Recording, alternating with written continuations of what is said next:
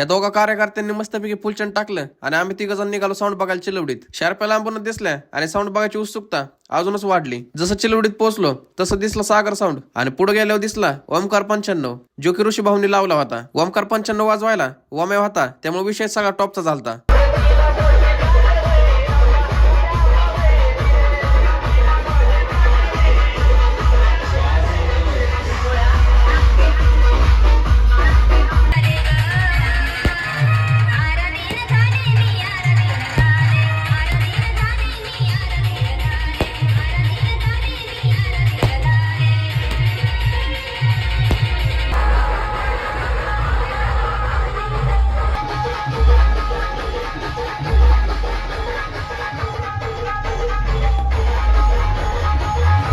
सगळा कार्यक्रम झाला. ऋषी भाऊला भेटलो आणि आपल्या छोट्या भावांना पण भेटलो आणि तिथनं निघालो.